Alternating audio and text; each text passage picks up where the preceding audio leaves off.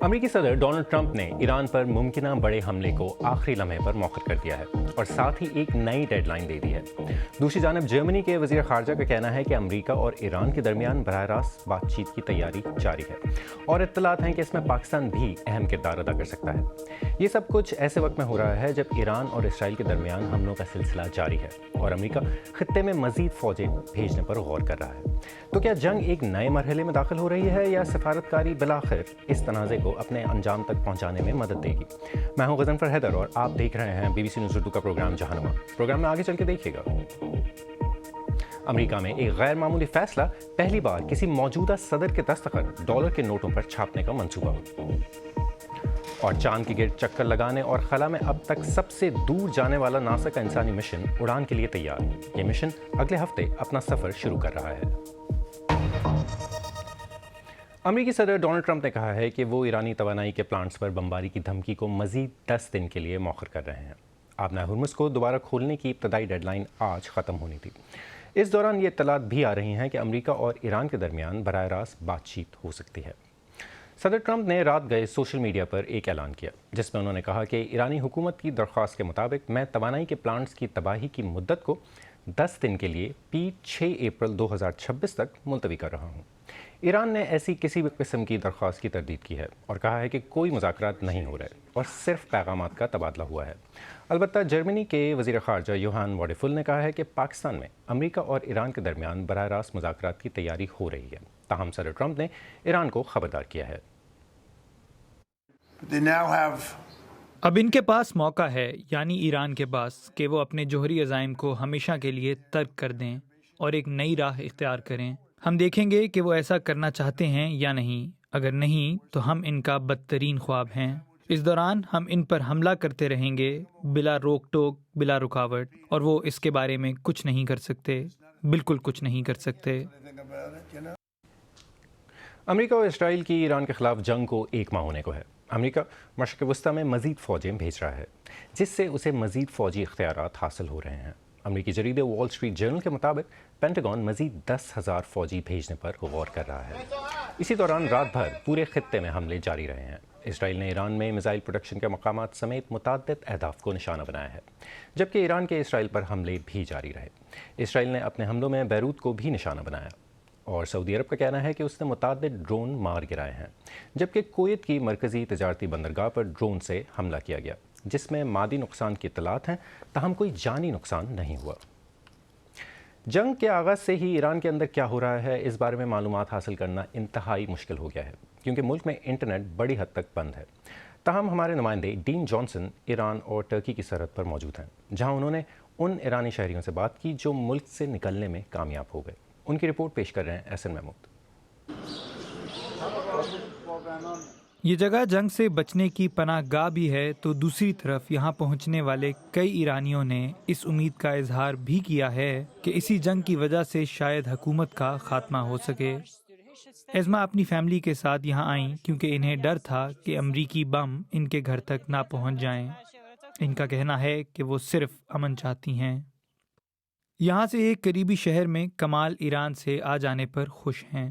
انہوں نے حکومت کے خلاف احتجاج کیا تھا، گرفتاری سے بال بال بچے تھے اور پھر ان کے خاندان کے گھر کے قریب ایک میزائل حملہ ہوا تھا۔ تمام کھڑکیاں ہلنے اور ٹوٹنے لگیں اور میرے والد، جن کی عمر 82 سال تھی، بری طرح زخمی ہوئے۔ انہیں ہسپتال لے جایا گیا اور بعد میں ان کا انتقال ہو گیا۔ کمال ایک ٹرانسلیٹر ہیں جو برطانوی محکمہ صحت کے لیے ریموٹلی کام کرتے تھے۔ لوگ واقعی امریکہ اور اسرائیل کی اس مداخلت سے کچھ بہتری کی توقع رکھتے تھے، کیونکہ جیسا کہ میں نے کہا، ایرانی عوام اس وقت ایک طرف جنگ تو دوسری طرف حکومتی ظلم کے درمیان پھنسے ہوئے نظر آتے ہیں۔ جہاں کئی ایرانی یہاں ترکی آ رہے ہیں تو وہیں کئی واپس بھی جا رہے ہیں۔ ایک چیز جو ہم نے پچھلے کچھ دنوں میں نوٹ کی ہے وہ یہ ہے کہ حکومت کے حامی اپنی آواز زور سے بلند کر رہے ہیں۔ ایران جنگ جیت رہا ہے اور امریکہ ہارے گا، فاطمہ نے مجھے بتایا، اور حسین نے اپنے سپریم لیڈر کے لیے اپنی محبت کا اظہار کیا۔ ہم اپنے ملک کے لیے جان دینے کو تیار ہیں۔ ہم دشمن کو اپنی زمین کا 1 میٹر بھی نہیں لینے دیں گے۔ اگر حکومت ہمیں لڑنے کو کہے تو ہم لڑیں گے۔ آپ اپنے ان ایرانی ساتھیوں کو کیا کہتے ہیں جو انسانی حقوق چاہتے ہیں اور جو حکومت میں تبدیلی چاہتے ہیں؟ وہ غدار ہیں، انہیں سزا ملے گی۔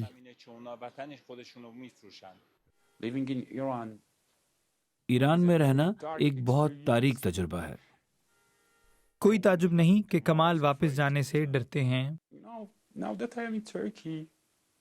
دیکھیں، اب جب میں ترکی میں ہوں، جب میں یہاں کی زندگی دیکھتا ہوں، یہاں کے لوگوں کو دیکھتا ہوں اور اپنے ملک اور اپنے لوگوں سے موازنہ کرتا ہوں، تو مجھے ایک بہت بڑا فرق نظر آتا ہے اور سمجھ آتا ہے، اور یہ سب انہی لوگوں کی وجہ سے ہے جنہوں نے میرے ملک پر قبضہ جما رکھا ہے، یعنی یہ آیت اللہ۔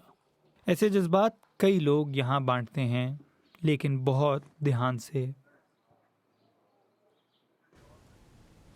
اور جیسا کہ ہم نے پہلے ذکر کیا کہ جرمنی کے وزیر خارجہ نے کہا ہے کہ امریکہ اور ایران کے درمیان انڈائریکٹ یا بالواسطہ مذاکرات ہوئے ہیں، لیکن دونوں ملکوں کے نمائندگان کے درمیان پاکستان میں بہت جلد ڈائریکٹ یا بلا واسطہ مذاکرات ہونے کی تیاری ہو رہی ہے۔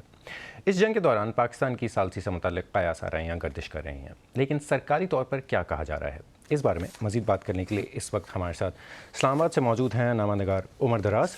عمر، سب سے پہلے تو ہمیں یہ بتائیں کہ بہت ساری چیزیں کہی اور سنی جا رہی ہیں، قیاس آ رہے ہیں جو ہیں وہ چل رہی ہیں، لیکن سرکاری سطح پر اب تک کیا کہا جا رہا ہے یا کیا کہا گیا ہے؟ غضنفر، یہ بالکل ٹھیک ہے کہ بہت سی قیاس آرائیاں کافی دنوں سے چل رہی تھیں۔ کچھ باتیں اس قسم کی بھی آ رہی تھیں کہ ایران کی طرف سے کوئی ڈیلیگیشن اسلام آباد میں موجود ہے جو انہی مذاکرات میں حصہ لینے کے لیے آیا ہوا ہے، اور وہ وہاں پہ ایک ہوٹل کے اندر ٹھہرے ہوئے ہیں، اور کچھ یو ایس سے بھی لوگ جو ہیں ان کی اسلام آباد آمد کی توقع ہے اور وہ یہاں پر پہنچیں گے اور پھر اس کے بعد مذاکرات ہوں گے، لیکن ایسا کچھ ابھی تک ہوا نہیں ہے۔ ہم نے خود بھی اپنے طور پہ چیک کرنے کی کوشش کی تو پتہ چلا کہ ایسا یہ صرف افواہیں تھیں، ایسا کچھ آن گراؤنڈ تھا نہیں ابھی تک جو آفیشلی ہم پریسائزلی جانتے ہیں وہ یہ ہے، پاکستان نے آفیشلی اس بات کو تسلیم کیا ہے کہ وہ اس بیک چینل ڈپلومیسی کا حصہ ہے، لیکن اس نے یہ بتایا ہے کہ اب تک اس نے جو کیا ہے وہ یہ ہے کہ اس نے امریکہ کے جو پیغامات ہیں وہ ایران تک پہنچائے ہیں، اور پھر ایران کا جواب جو ہے وہ واپس امریکہ تک پہنچایا گیا ہے۔ جیسا کہ آپ جانتے ہیں، خبروں میں بھی آ چکا ہے کہ امریکہ کی طرف سے کچھ 15 نکاتی ایک پروپوزل جو ہے وہ اس وار کو ختم کرنے کے لیے ایران کے ساتھ شیئر کیا گیا تھا۔ ایران نے اس کو مسترد کیا اور اپنا ایک پروپوزل جس میں انہوں نے کچھ 5 پوائنٹس تھے وہ بتائے، وہ واپس امریکہ کو بھجوایا ہے اور اب وہ اس کے جواب کے منتظر ہیں۔ تو اب تک پاکستان نے آفیشلی یہ کنفرم کیا ہے۔ ہمیں یہ بتائیں کہ پاکستان تو بالکل یہ چاہتا ہوگا کہ وہ مذاکرات میں اپنا کردار جو ہے وہ ادا کرے، لیکن ایرانی حکام جو ہیں ان کا کیا کہنا ہے اس بارے میں؟ غضنفر، اس میں دو طرح کی چیزیں ہیں۔ جو پاکستان میں ایران کا سفارت خانہ ہے اور ان کے جو یہاں پہ حکام ہیں، ہم نے ان سے بھی رابطہ کرنے کی کوشش کی، ان سے ڈائریکٹلی رابطہ نہیں ہو سکا، لیکن انہوں نے اپنی نیوز ایجنسی سے بات کی جس میں انہوں نے یہ کنفرم کیا کہ پاکستان جو ہے وہ اس قسم کا رول پلے کر رہا ہے، اور ان کو امید ہے کہ اس کے کردار کی وجہ سے کچھ کنسٹرکٹیو اور کنکلوسیو نتیجہ جو ہے وہ اس کا نکلے گا۔ لیکن جو ایران کے اندر حکام ہیں وہ ابھی تک آفیشلی اس بات سے انکاری ہیں کہ کوئی باضابطہ مذاکرات ان کے اور امریکہ کے درمیان ہو رہے ہیں۔ ان کا یہ کہنا ہے کہ اب تک صرف پیغام رسانی ہوئی ہے جس میں کہ امریکہ کا جو پیغام تھا وہ ان تک پہنچا اور وہ انہیں منظور نہیں تھا۔ اچھا، یہ بتائیں، پاکستان اور غیر ملکی میڈیا میں جو ہے وہ خبریں کچھ دنوں سے چل رہی ہیں، لیکن پاکستانی حکام جو ہیں انہوں نے سرکاری سطح پر کیوں ابھی تک کچھ کنفرم نہیں کیا ہے؟ غضنفر، اس کی ایک بڑی وجہ شاید یہ بھی ہے کہ ایران نے ابھی تک آفیشلی اس بات پہ کمٹ نہیں کیا کہ وہ شاید مذاکرات کی میز پر آ کر بیٹھنا چاہتا ہے یا ارادہ رکھتا ہے۔ جو توقع ہے وہ یہ کی جا رہی ہے کہ جب دونوں طرف سے، ایران اور امریکہ دونوں طرف سے یہ اگریمنٹ ہو جاتا ہے کہ وہ نیگوسیشنز کی میز پر آ کر بات کرنا چاہتے ہیں، تو اس کے بعد پھر پاکستان جو ہے وہ باضابطہ طور پر شاید اس بات کا اعلان بھی کرے اور ان دونوں کو ہوسٹ کرے گا اسلام آباد کے اندر۔ لیکن اب تک شاید وہ یہ چاہتے ہیں کہ جب پری میچور جو ہے وہ اس کے اوپر کوئی اسٹیٹمنٹ نہ دیں، جب دونوں طرف فیصلہ ہو جاتا ہے تو اس کے بعد پھر وہ اس کے اوپر حتمی طور پر بات کریں۔ اچھا، ہمیں مختصراً یہ بتا دیں کہ پاکستان کے لیے سفارتی سطح پر یہ کتنی بڑی کامیابی ہے؟ بہت بڑی کامیابی ہوگی۔ آپ نے آلریڈی دیکھا ہوگا کہ اس کے اوپر کافی بات چیت آلریڈی خطے کے اندر چل رہی ہے۔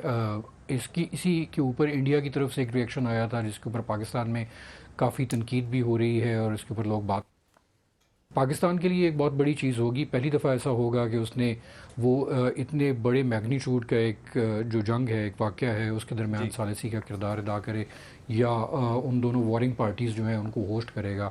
اور اگر اس کے اوپر کوئی کنکلوسیو نتیجہ بھی نکل آتا ہے تو پھر تو وہ بہت بڑی کامیابی ہوگی پاکستان کی. اسلام آباد سے عمر دراز انگیانہ ہم سے بات کرنے کا بہت بہت شکریہ.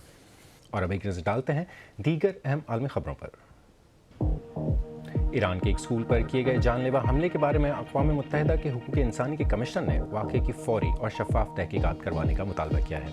مناب میں پاسداران انقلاب کے ہیڈ کوارٹرز کے نزدیک واقع شجرہ طیبہ پرائمری اسکول امریکہ اور اسرائیلی حملوں کے پہلے روز زد میں آیا تھا. ایرانی حکام اور ایمنسٹی انٹرنیشنل کے مطابق اس حملے میں 100 سے زیادہ بچوں سمیت 168 افراد ہلاک ہوئے تھے. میکسیکن نیوی کیوبا کے لیے امداد لے کر جانے والی 2 لاپتہ کشتیوں کو تلاش کر رہی ہے. یہ کشتیاں کمیونسٹ جزیرے کے لیے خوراک اور دوائیں پہنچانے کی کاوشوں کا حصہ ہیں. امریکی ناکہ بندی کی وجہ سے کیوبا کو معاشی بحران کا سامنا ہے. کشتیوں کو رواں ہفتے دارالحکومت ہوانہ پہنچنا تھا. وینزویلا کے سابق صدر نکولس مادورو اور ان کی بیوی کے وکلاء نے کہا ہے کہ انہیں اپنے دفاع کے لیے وینزویلا کا پیسہ استعمال کرنے کی اجازت ہونی چاہیے. وکلاء نے جج سے کہا کہ ان کے خلاف دہشت گردی کے لیے منشیات کا کیس ختم کیا جائے. استغاثہ کا کہنا ہے کہ مادورو نے وینزویلا کی دولت لوٹی ہے اور اس لیے انہیں اسے استعمال کرنے کی اجازت نہیں ہونی چاہیے. جج نے کہا کہ وہ کیس برخاست نہیں کریں گے مگر دفاع کا حق ہر چیز پر حاوی ہے. نیپال میں ریپر سے سیاستدان بننے والے بلندر شاہ آج ہدف اٹھانے کے لیے ملک کے نئے وزیر اعظم بن گئے ہیں.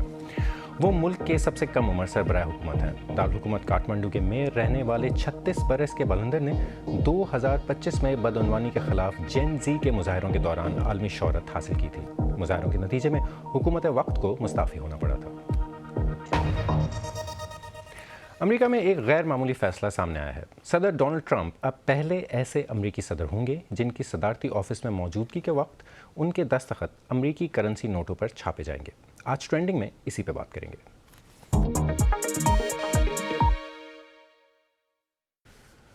تو کیا یہ صرف ایک علامتی قدم ہے یا اس کے پیچھے کوئی بڑا سیاسی پیغام بھی ہے؟ امریکی محکمہ خزانہ کے مطابق پہلی بار کسی موجودہ صدر کے دستخط ڈالر کے نوٹوں پر چھاپے جا رہے ہیں اور یہ اقدام امریکہ کی 250ویں سالگرہ کے موقع پر کیا جا رہا ہے.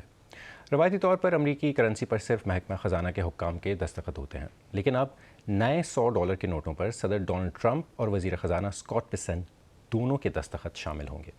یہ نوٹ جون سے چھاپے جائیں گے، جبکہ اس وقت جو نوٹ گردش میں ہیں ان پر سابق وزیر خزانہ جینٹ ییلن کے دستخط موجود ہیں. یہ فیصلہ ٹرمپ انتظامیہ کے اس وسیع رجحان کا حصہ سمجھا جا رہا ہے جس کے تحت صدر کے نام کو مختلف سرکاری منصوبوں اور علامتی اقدامات کے ساتھ جوڑا جا رہا ہے. دوسری جانب ناقدین، خاص طور پر ڈیموکریٹ رہنما اور کیلیفورنیا کے گورنر گیون نیوسم نے اس فیصلے کو تنقید کا نشانہ بنایا ہے اور اسے معاشی مسائل سے توجہ ہٹانے کی کوشش قرار دیا ہے. تو کیا یہ واقعی امریکہ کی 250 سالہ تاریخ کو خراج تحسین ہے یا پھر سیاسی تشہیر کا ایک نیا انداز ہے؟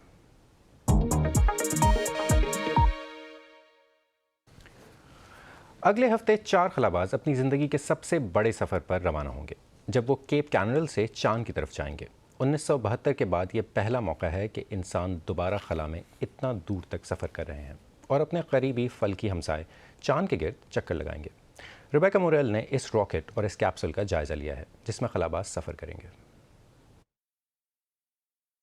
آدھی صدی سے زیادہ عرصے کے بعد ہم دوبارہ چاند کی طرف جا رہے ہیں. آرٹیمس 2 مشن کے خلاباز ناسا کے بڑے راکٹ اسپیس لانچ سسٹم کے ذریعے روانہ ہوں گے. یہ بہت بڑا ہے، 98 میٹر بلند. 2 بڑے بوسٹر اسے زمین سے بلند ہونے کے لیے درکار طاقت فراہم کریں گے. اوپر اورائن کرو موڈیول ہے جہاں خلاباز اپنی نشستوں سے بندھے ہوں گے. اس کے اوپر لانچ ابورٹ سسٹم موجود ہے. اگر کوئی حادثہ پیش آیا تو یہ عملے کو محفوظ مقام تک لے جائے گا. اس تاریخی سفر پر جانے والے خلابازوں میں 3 امریکی شامل ہیں. ریڈ وائزمن مشن کے کمانڈر، پائلٹ وکٹر گلوور عرف آئک ہیں. وہ کہتے ہیں کہ اس کا مطلب ہے I know everything. Christina coach جو عملے کی واحد خاتون ہیں، انہوں نے خواتین پر مشتمل پہلی خلائی چہل قدمی کر کے تاریخ رقم کی تھی. اور کینیڈین اسپیس ایجنسی کے جیرمی بینسن جو پہلے کبھی خلا میں نہیں گئے. یہ خلاباز 10 دن اس اورائن کیپسول میں گزاریں گے. یہ تقریباً 5 میٹر چوڑا اور 3 میٹر اونچا ہے. یہی محدود جگہ ان کے لیے ورزش، کھانے، کام کرنے اور سونے کے لیے ہوگی۔ لانچ کے وقت 4 نشستیں ہوں گی جنہیں خلا میں پہنچنے کے بعد زیادہ جگہ بنانے کے لیے ہٹا دیا جائے گا۔ خلاباز پانی پینے اور کھانا تیار کرنے کے لیے واٹر ڈسپینسر استعمال کریں گے۔ انہوں نے اس سفر کے لیے اپنی پسندیدہ غذائیں بھی منتخب کی ہیں، اور دروازے کے نیچے ایک سیڑھی جیسا حصہ ورزش کے لیے فلائی ویل مشین کے طور پر بھی استعمال ہوتا ہے۔ خلاباز روزانہ 30 منٹ ورزش کریں گے۔ سب سے اہم بات، فرش کے نیچے ایک ٹوائلٹ موجود ہے۔ یہ خاص طور پر خلا میں پیش آنے والی مشکلات کو مد نظر رکھتے ہوئے بنایا گیا ہے۔ چاند تک اور واپس آنے کا یہ مشن تقریباً 10 دن پر مشتمل ہوگا۔ پہلے دن خلاباز زمین کے گرد چکر لگائیں گے اور خلائی جہاز کے اہم نظام کی جانچ کریں گے۔ دوسرے دن وہ چاند کی طرف روانہ ہوں گے۔ یہ سفر تقریباً 4 دن کا ہوگا۔ جب خلاباز چاند کے دور والے حصے کے گرد پرواز کریں گے تو وہ ایسے مناظر دیکھیں گے جو انسان نے پہلے کبھی نہیں دیکھے۔ اس کے بعد وہ 4 دن کے واپسی کے سفر کا آغاز کریں گے۔ واپسی کا مرحلہ پورے مشن کے خطرناک ترین حصوں میں سے ایک ہے، اور اس دوران عملہ اورائن کے ہیٹ شیلڈ پر انحصار کرے گا۔ یہ انہیں 2700 ڈگری سینٹی گریڈ تک کے درجہ حرارت سے بچائے گا جب خلائی جہاز زمین کے ماحول میں تیزی سے داخل ہوگا۔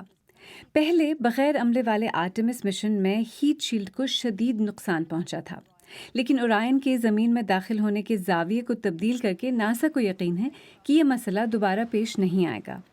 جب خلائی جہاز محفوظ طریقے سے داخل ہو جائے گا تو اس کی رفتار کم کرنے کے لیے پیراشوٹ کھولے جائیں گے۔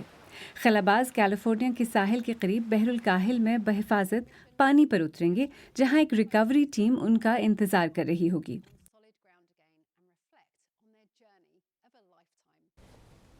ریبیکا موریل کی رپورٹ آپ سن رہے تھے عالیہ ناسکی سے۔